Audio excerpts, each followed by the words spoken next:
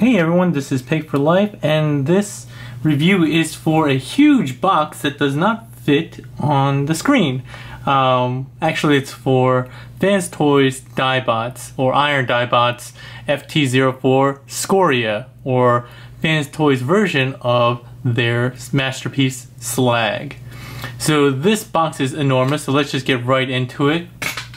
So I do want to thank Captured Prey and Side Cutter over there. They're not sponsoring this review, but they are the ones that sold me this guy at a great price, and I did get him and he was in pretty good condition. So let's go ahead and get started. This box is just massive. On this side we have just some Iron Dibots FT-01, FT-04, Iron Dibots #1, Scoria. On the back, we see some great stuff here. We see Scoria in robot mode and alt mode, and shows some of the accessories as well, which include the gun, a couple of heads total. So there's 2 heads total, as well as 4 different faces. And then we have the sword as well, and both of these feature LEDs, so you will need some batteries for this. And if you want to read the description, let's see. This box is so big, so you can freeze it and try to read this. It's a lot of broken English in there, but not anything that you wouldn't expect from an overseas product. And again, some more Iron Dibots. On the top, we have more of the same image that we saw on the front. And on the bottom is just going to be a bunch of warning labels, I assume. Oh no, actually, usually you get warning labels. No warning labels here. I guess I must have missed them on the back. Oh yeah, there they are on the back.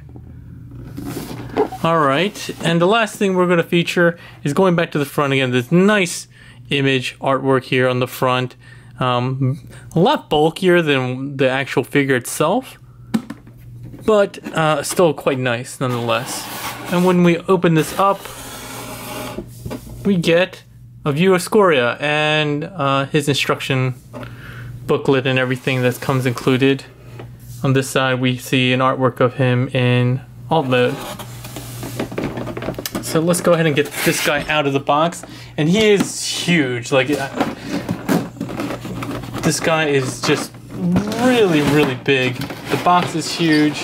The packaging is huge. Everything that you would come to expect from a Dinobot. So there he is. Oh, sorry about that. I keep hitting the camera. It's in a weird position today. So you do get the instructions, which will open up very quickly. As you can see in the clamshell packaging, he actually comes only partially transformed. It's kind of weird. I'll show that when we get to it, but you do get this instruction booklet, which is actually pretty brief in how you transform him, and it goes from what you get out of the package, which is robot mode, into Dino mode. And then it gives you some instructions. So there are going to be 4 batteries that you need here. They are L626, also known as LR22. You're going to need 2 for each. And then they also give some instructions on how to replace the head and the masks. And some artwork on the back.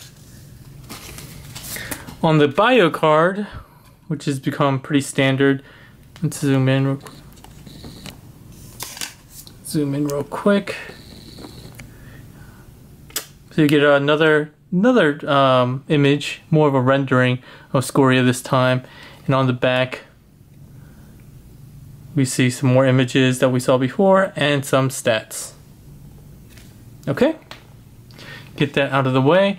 In the clamshell, you see there's actually it's kind of foggy here because they put some plastic to protect the paint while shipping. You get the big sword, the blaster, the second head down here, the blaster, and the second head down here, as well as two additional faces. Sorry guys, trying to keep this on camera, and it's actually quite difficult to do so with my setup. hopefully my new setup, when I move to my new house in November, will make it a lot easier for me to do reviews of larger figures as well. Okay. All right. So taking a look at this guy right out of the box, he's not fully transformed. So there's a couple things.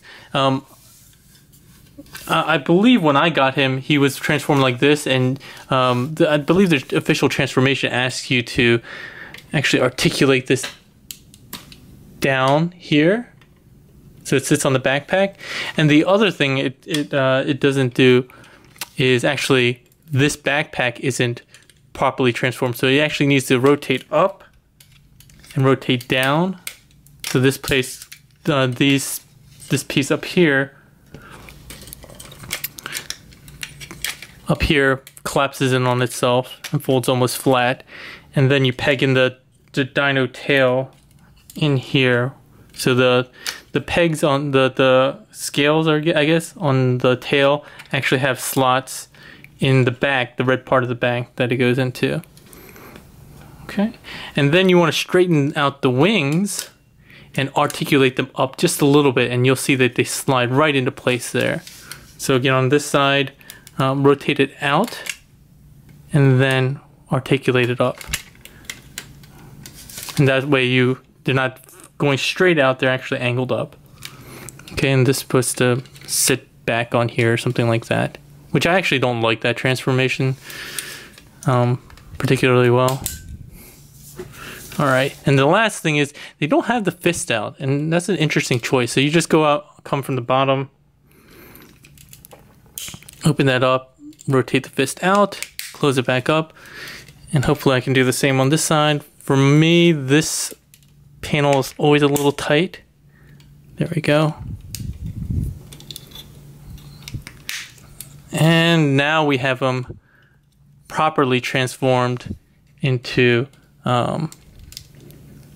robot mode out of the packaging. Can I zoom out a bit and actually get them in? There we go, we got them all in frame. Now we just have a bunch of empty space on the side. So first look at him, he looks great. He looks massive, impressively so. And I think that's what people really like about the Dinobots, that they're massive. They're supposed to be huge. We'll do some comparisons a little bit later, but you get that feeling right out of the box. He's really quite heavy. Very solid figure. They use a lot of die cast, which we'll talk about when we go fully into the review, but let's take a look at him in robot mode. So here's this front, the side, the back, which is a little kibbly with this. That's why I don't really like it all that much. The side here, this is where you can see a little bit of the tail hiding in that nook. And you can see how big the backpack is, but it actually doesn't look terrible from the back. And then back to the front. So my thoughts on robot mode initially was just that he's pretty much the Masterpiece slag that I wanted. There are definitely some design choices that I think that they could have made would have made the figure better, but we'll go over those in a little bit. So I want to go look at his face first. His head sculpt, and you can see he has nice metallic blue eyes. It looks quite good. The one thing I'll say is I think the head is a little plain, I guess. People say he has kind of like duck lips and everything like that. I don't really see that all that much, but it is a little plain. But they give you some options. So all this noise you're hearing in the background is I'm getting out the other head. So this is one of the heads, the additional head. Come on, let's focus. There we go. So this is the additional head. And you can see the difference is that he has like a open mouth. He's kind of yelling, which is pretty cool. Put that up there. so you can see the difference. And additionally, you also get these two replaceable face pieces. Let's see if we can... There we go. So again, it's the same face, just painted red, and it's pretty easy to replace them. You just have to unscrew the 4 screws in the back of the head, and then it's pretty self-explanatory from there. But it's nice that they give you these options. One thing you'll notice though is, I didn't notice until I brought the replacement head out, is that the head is quite flat, or I guess thin is the best word to describe it. It's pretty thin, so even on the figure itself, if you look at the profile, it's kind of hidden there, but it's actually quite thin. It's like he has no back skull part there, and I guess I understand why they did it, because it's kind of pressed pretty closely to the inside of the alt mode head as well. But it's just kind of funny. And I also think overall, let me zoom out and see if this helps kind of show the picture. I think the head overall is just a little small for this figure. I'd really like it if his head was a bit bigger. I think especially to fill out this whole area. I think it's just this whole area that's left open.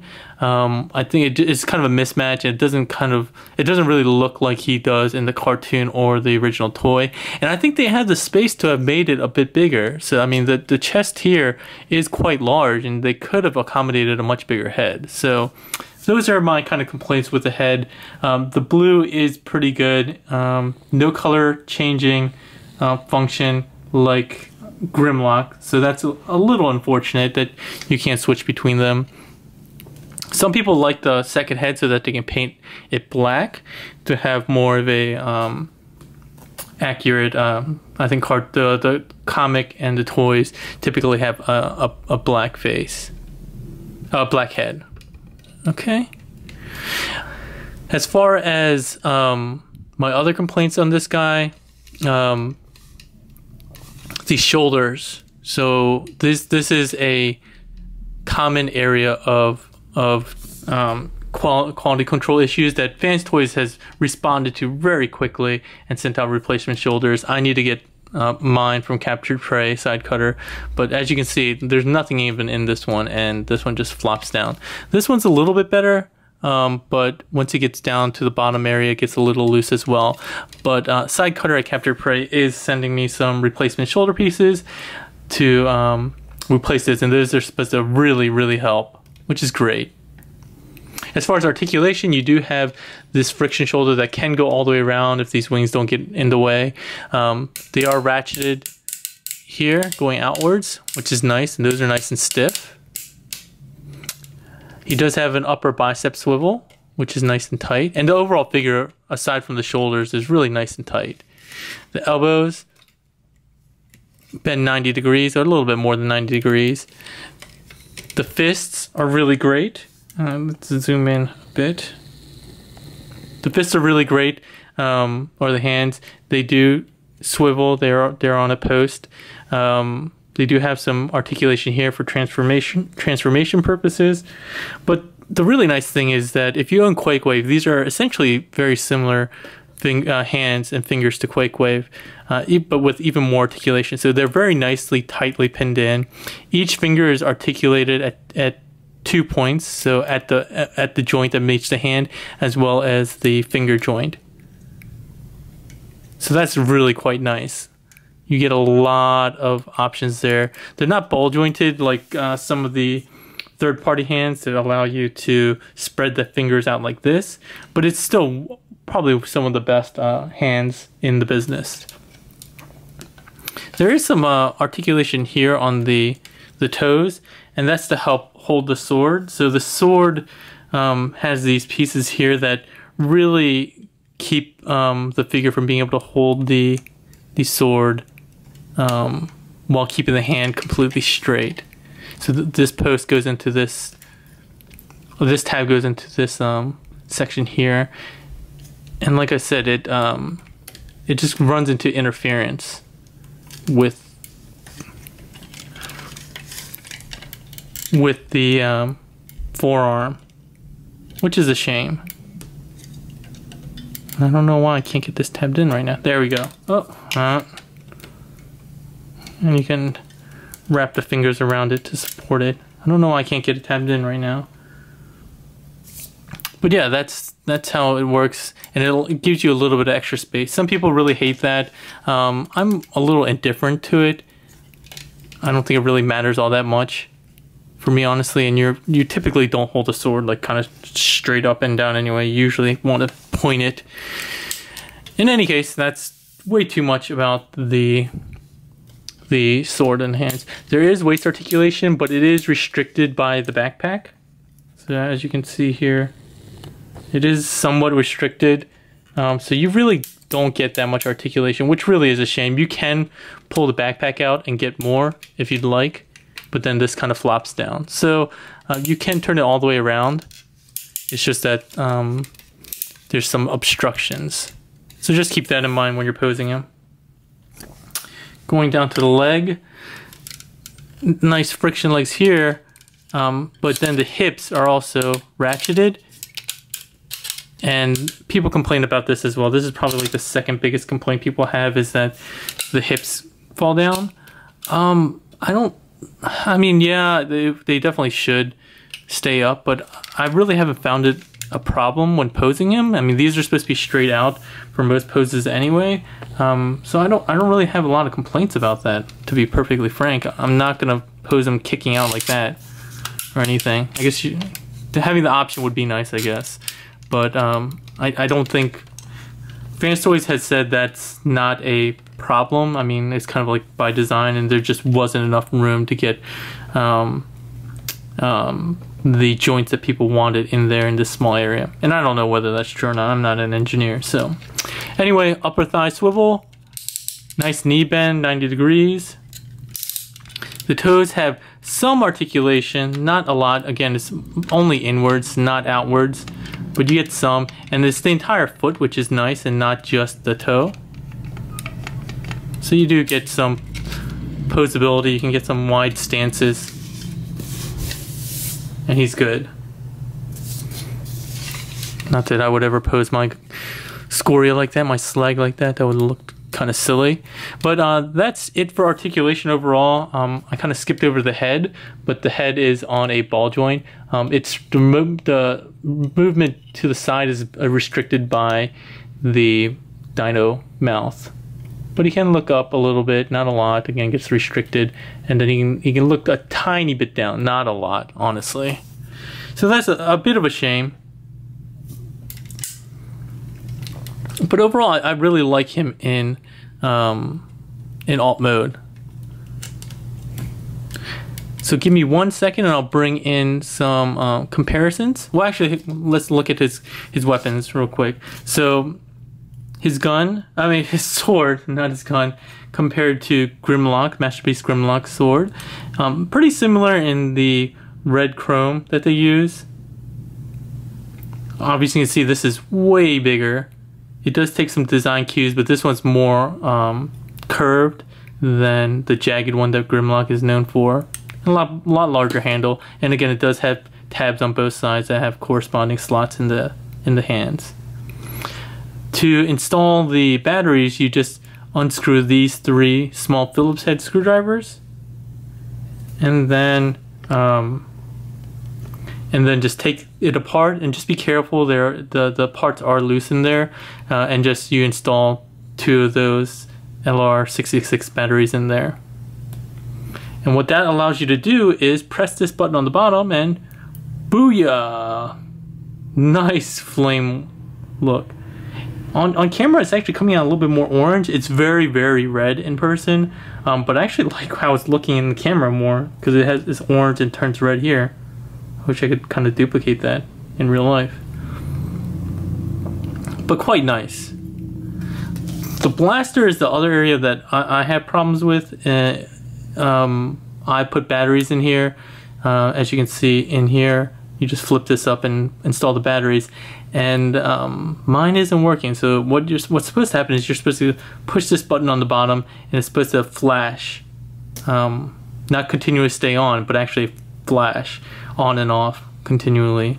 So I've let Captain Prairie know, and hopefully they're going to be sending me a replacement of this as well. I thought it was just my batteries, but it's definitely not the batteries. So unfortunately my gun is busted. But it's the same thing, you just open up the hands. This one you have to kind of manipulate a bit. You got to get the fingers in between this metal part and the black part to allow him to hold it. Oh, there we go. There we go. And he holds it just fine. He does not hold it just fine like that though. Sad. Oh well. So give me just 1 second, everyone, and I'll go ahead and bring in some of the figures that I think you want to see comparisons with. So some quick comparisons. The first thing we'll do is bring in Masterpiece Grimlock. Oh, sorry, let's get these guys as far back as possible. And as you can see, he is quite a bit smaller than Scoria. Next up is his other teammate from Bullsfire, Airstrike, or their Swoop. Again, smaller. The one thing I forgot to show that was included in the package are these little boots that come with Scoria if you got a first run. And these go onto Grimlock. In robot mode, basically you just slide them in from the side.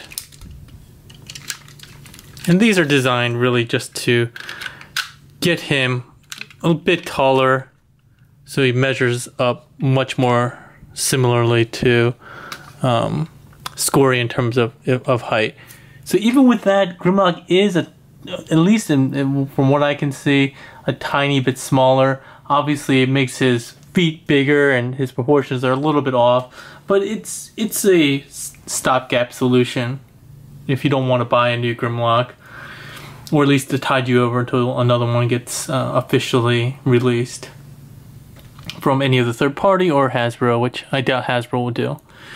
But overall, these guys still look pretty good together. The diecast here is a little bit nicer than the diecast here. The use of a different color, like the silver color on the toes, I really didn't like that. I thought they should be consistent with the gold color, but I can understand why they did it too. I guess be more show accurate. The gold on the head here is a lot richer than the gold on at least the release. This gold is actually a lot more similar to the MP8X gold. Okay, so this kind of gives you an idea of the comparison there in terms of height. I'm going to get rid of him since he's not an official figure. I just have him on loan. I just want to show him off.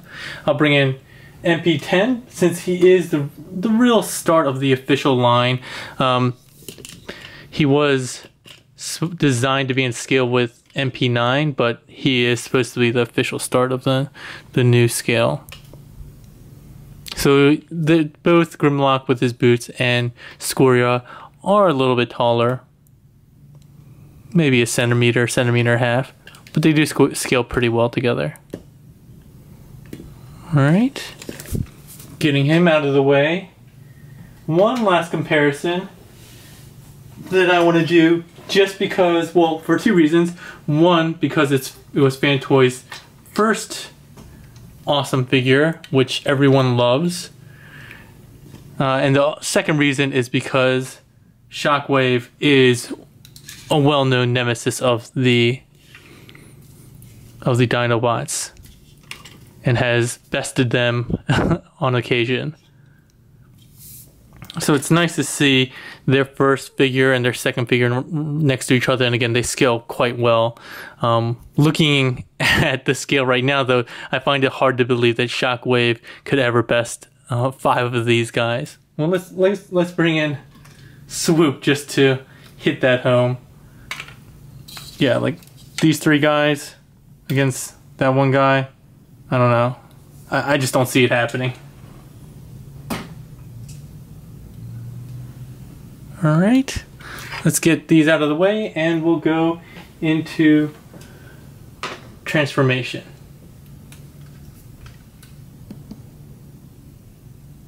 Alright, so let's get this guy into his alt mode, his Dinobot mode.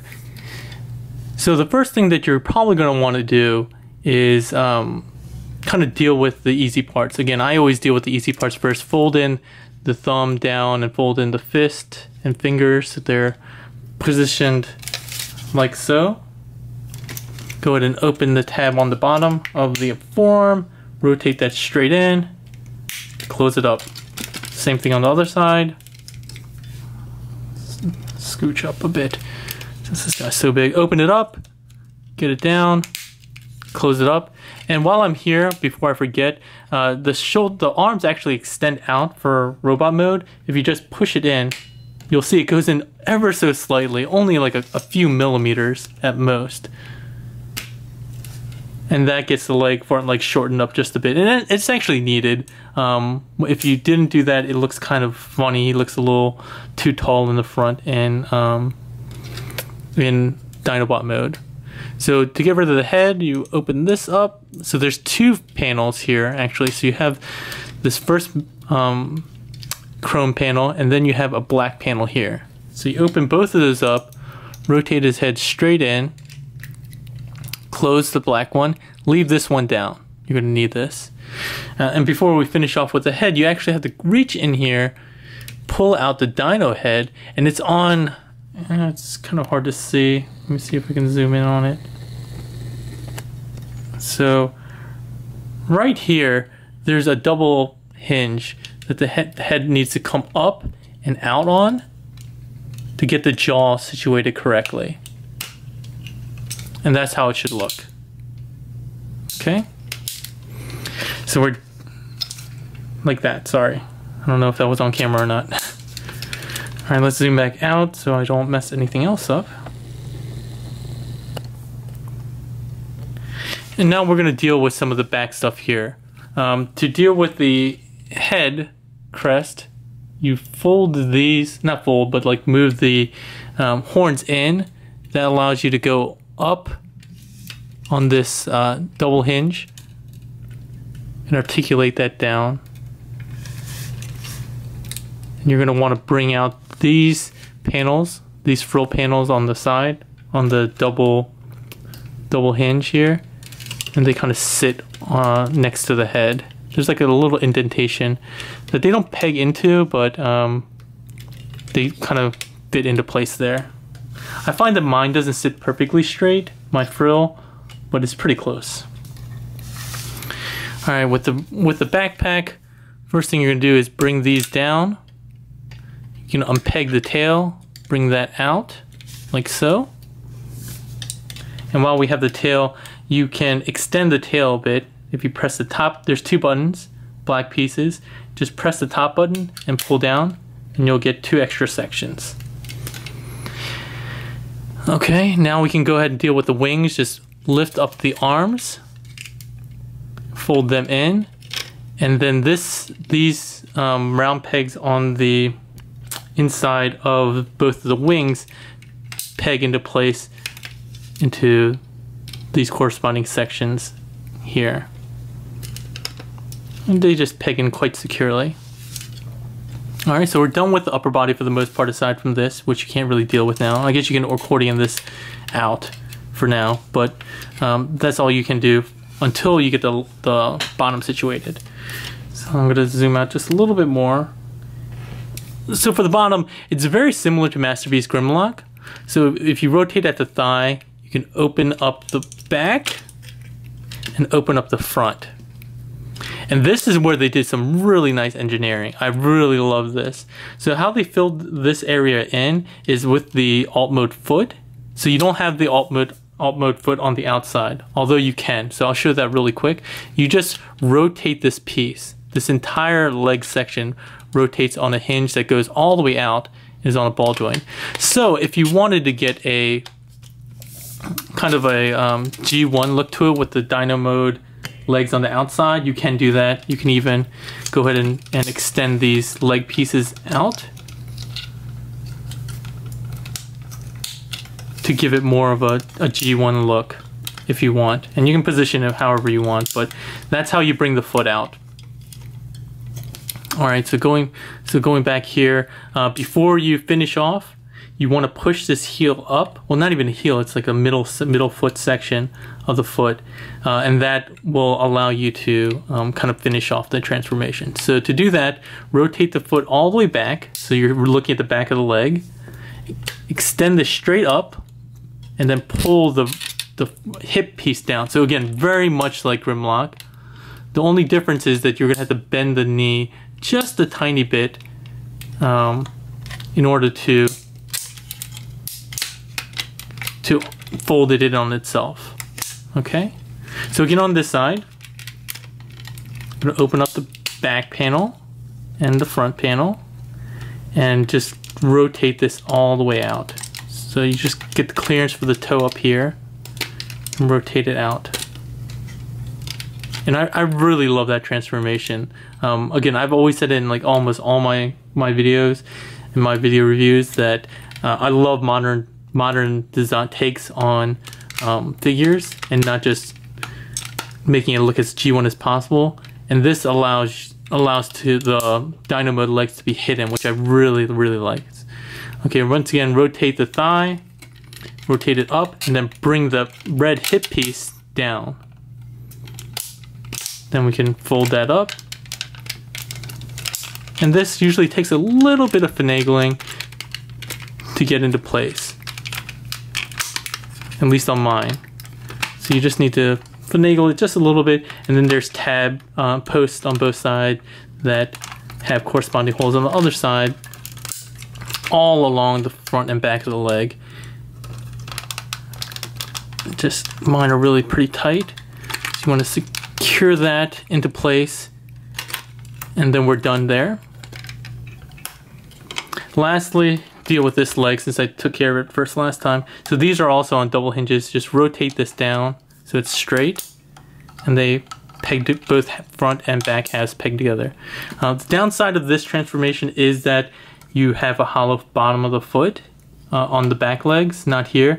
I wish they had done something to do that. I mean, I think it would have been fairly easy to include some kind of a tab on the back that rotated to fill the foot in, and it would have been very complicated. All right, rotate that down.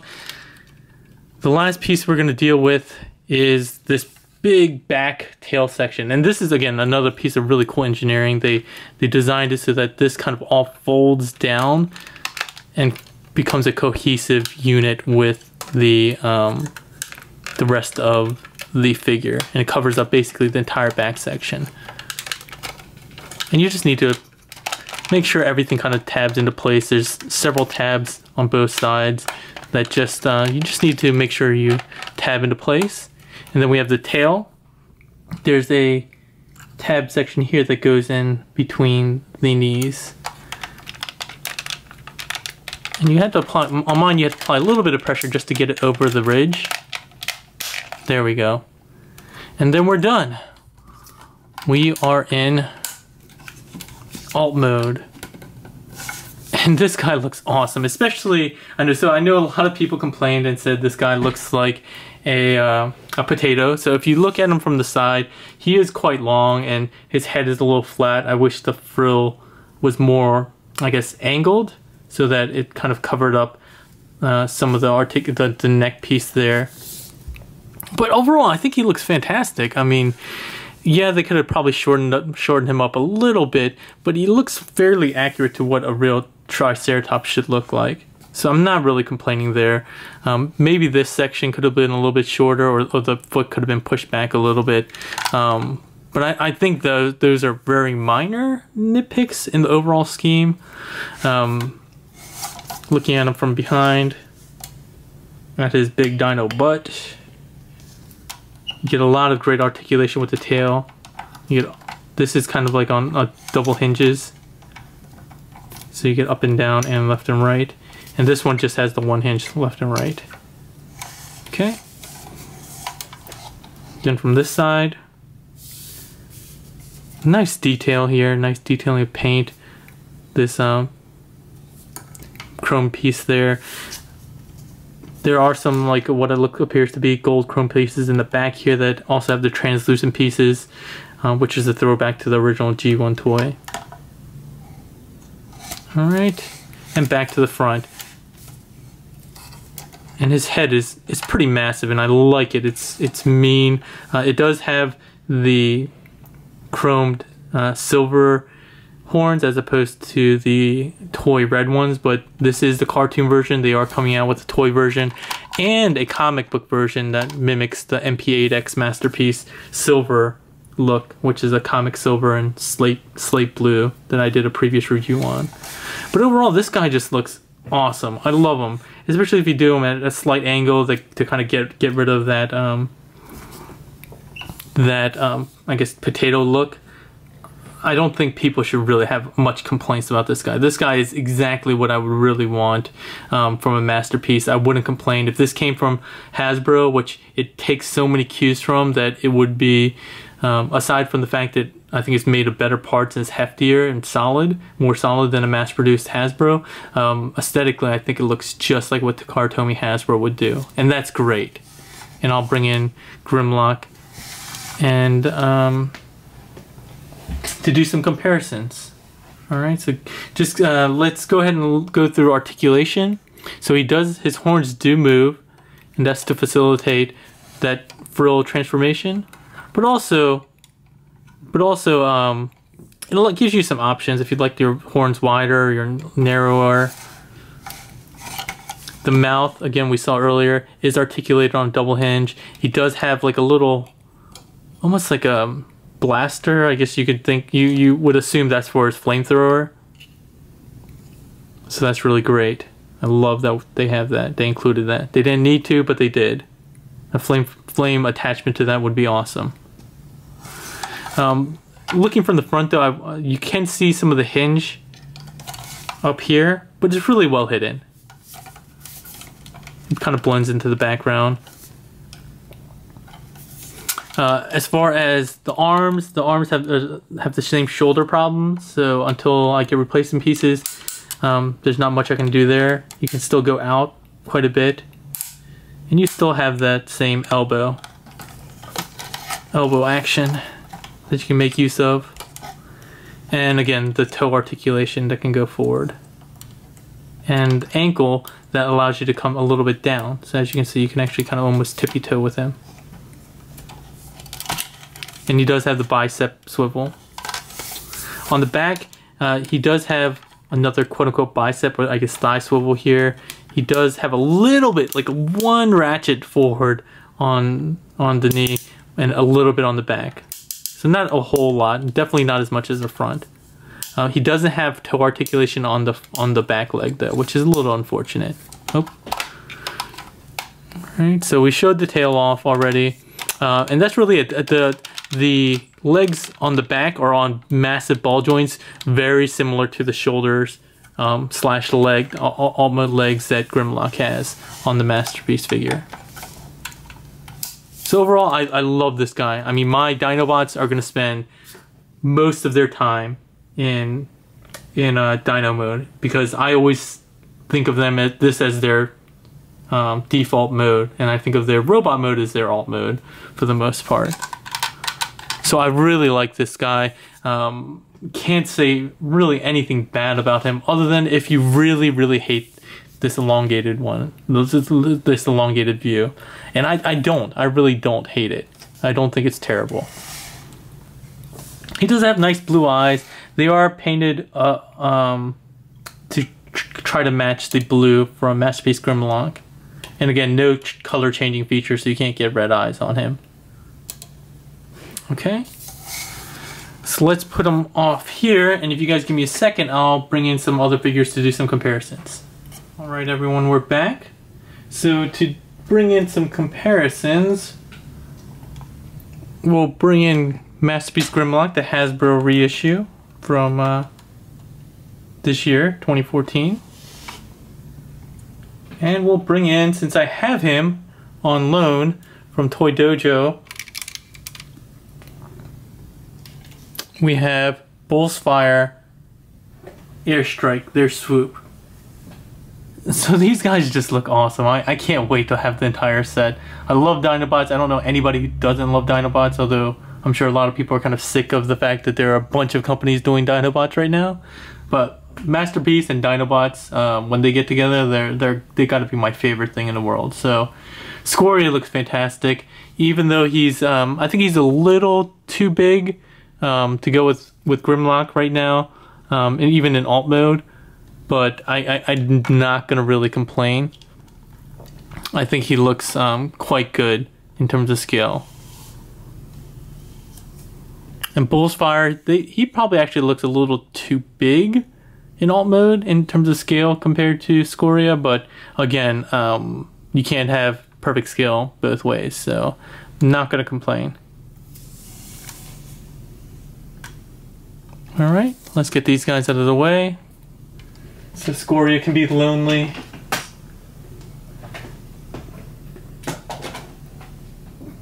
But yeah, that's Scoria in alt mode. A ridiculous monster looking Triceratops, very massive. And again, I love the heft on this guy.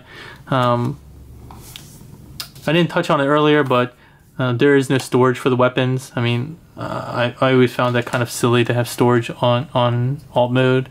I guess they could have done something where it pegged into the leg or something like that, but I really don't care about that. Some others might, so that could be a knock for other people, but for me, I really don't mind that at all. Okay, so let's get this guy back into robot mode. So the first thing we'll do is come to the back and unpeg the tail, and just unpeg the entire back section. We'll just lift it up and out of the way for now. Well, actually, I guess the one thing we can do right now is to go ahead and fold in the tail, or collapse the tail. So again, there's two buttons.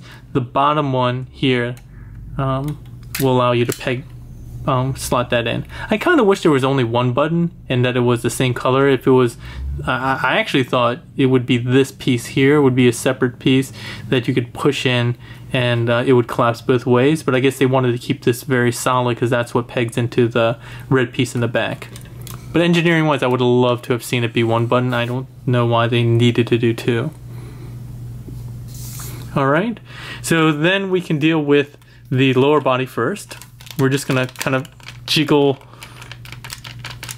and separate these two halves. Again, for mine, they tab in really securely, these posts, so I'm gonna try to get these two halves apart. There we go. Sorry about that. And we're gonna rotate the knee, the halves outwards. Okay. Again, just rotate it out. And while we have them like so, you can deal with the hips, rotate the hips up. And then we can rotate the legs down and deal with the legs.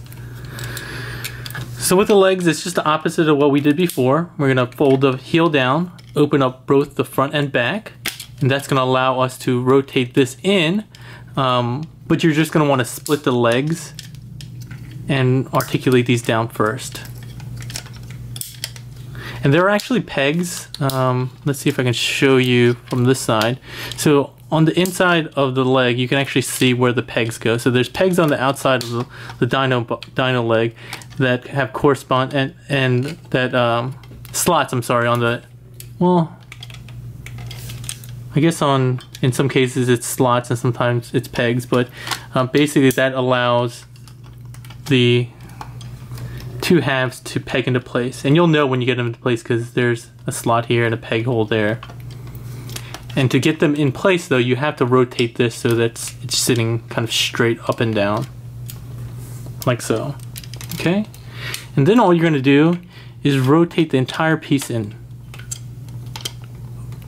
Oh, sorry, this was supposed to go down. I don't know why I put it back up. It goes all the way around, and it'll go right into place, and you just close up the front, which will tab there, and close up the back, which will tab on the back. Here, And all that's left is this kind of hexagonal hole, which you really can't see that much. And then you can rotate the leg forward. So same thing on the other side. We'll go ahead and show the foot first. Split the foot. Again, these tabs here, there's a tab right there, so that goes straight in there. And then this section, there's a corresponding tab here that has a slot on the foot. And the one thing you want to do is, because this stuff goes back and forth, you want to keep this level. And that's what allows these pegs to properly get situated and peg into place. Okay? So again, going back, open up the back, open up the front, keep this heel piece down. I don't know why the last one flipped up. And then rotate this entire piece in. So after making sure it's in line vertically, just gonna rotate this entire piece in.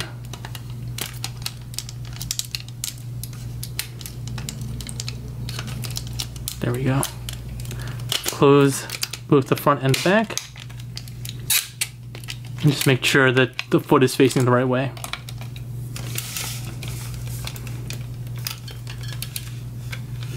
Okay. Now we're going to go to the upper body. Rotate the arms up so you can get the wings just out of the way. And so while we're here, we can deal with the head. Just rotate the jaw up, back, and down, and push it. And it actually tabs into place. Open up the black section of the chest. Oh, I didn't show the articulation of the head in Dino mode. I mean, there is some back and forth. There is some downward motion, not a ton of up motion. But you do have that. The frill kind of gets in the way. So I apologize about that. You can rotate the head out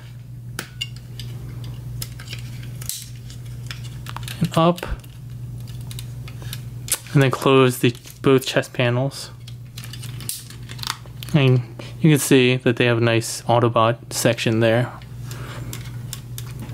for a third-party sticker of your choice. You can rotate the frill pieces up. Alright, now let's deal with the backpack. So we had kind of talked about this before, but at the beginning of the video. So all you really need to do is make sure that this piece is all the way up behind the dino head, and then hinge the other piece down.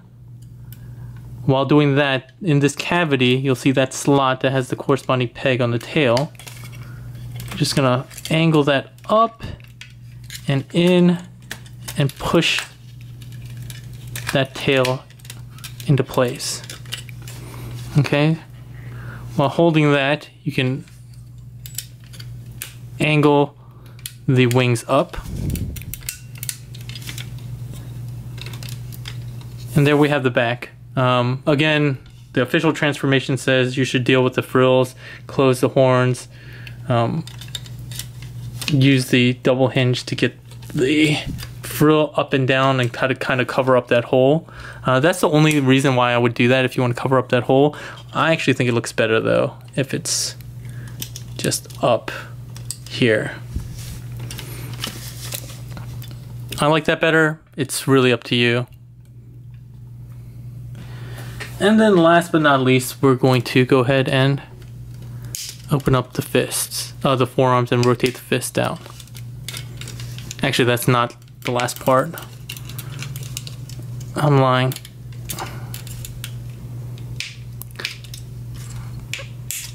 Okay. The last part is the part I always forget, is to actually pull the shoulders, pull on the shoulders and the arms to get it to extend just a couple millimeters, a few millimeters. And now we're back in robot mode. Awesome. Okay. So let's go ahead and get into final thoughts after a quick break. Alright everyone, so final thoughts on this guy.